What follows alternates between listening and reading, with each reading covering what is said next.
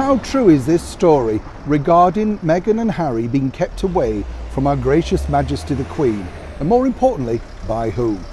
Hi, good morning, Neil Sean here in the very heart of London. Thank you so much for your company today. As ever, nice to see you. Thank you also for your kind comments about meeting Michelle Dockery, the star of Downton Abbey. We've got something else coming up for you very soon regarding Downton. I know there are lots of fans out there, including me. I love the show. But I think, it's funny, isn't it? People say, what do you like about it? But if I'm honest, I think if I was living in that period, I think I might have been like a footman, polishing all the shoes or something like that overnight. Aspiring, of course, to be Lord Grantham, as we all do.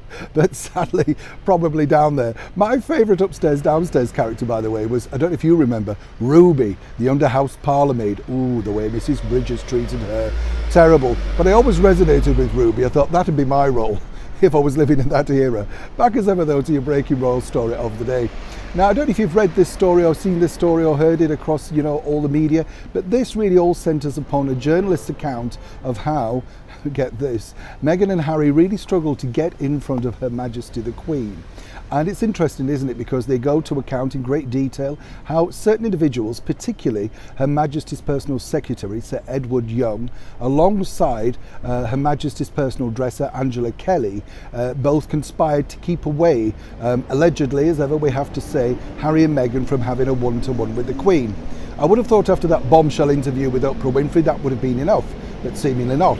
Now, it's interesting with these particular journalists because obviously we're not going to name them. That's what they want. They want publicity and, as ever, some attention. Moving forward, let me explain exactly how this works, because clearly this particular individual doesn't have a grip on how royal life operates. Now, Her Majesty the Queen's diary is planned well in advance, virtually every minute of the day. She knows exactly what she's going to be doing. In the downtime, even that really has to be accounted for because obviously she has close protection. And for those that say, oh no, not every minute, trust me, if you look at the intruder that she recently had to encounter almost at Windsor Castle at Christmas, you can understand how difficult it is for Her Majesty the Queen to spend any time alone. This particular individual claims that, well, Sophie and Edward pop in and Prince Charles, there are long periods when she's alone. No, there are not. Trust me, they're simply not. But moving forward, the story becomes even more ludicrous because when you think about it, I've been lucky enough to meet Angela Kelly, a wonderful lady, a Liverpudlian lady, a bit of a scouser, very cheeky. She was incredibly welcoming to Meghan Markle, whatever reports you read.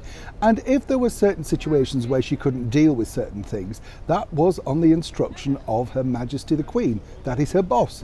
And it's the same for Sir Edward Young, He will have been working on instructions from Her Majesty the Queen. So to say that Harry and Meghan were kept away from Her Majesty on the instructions of these people and other people that people have referred to as the men in grey suits is simply ludicrous. As ever though, what you do find with these stories is it creates more drama, more problem, and as Prince Harry and Meghan Markle know, it's very difficult in that situation for Her Majesty or indeed the staff around her to comment and fire back. Simply they have more class. Because it's such a ridiculous story in itself, they wouldn't bother to contend this either. But when you look at these stories, they get traction and create even more drama on a particularly difficult time for Her Majesty with her mobility issues and trying to focus on, of course, her Platinum Jubilee celebrations.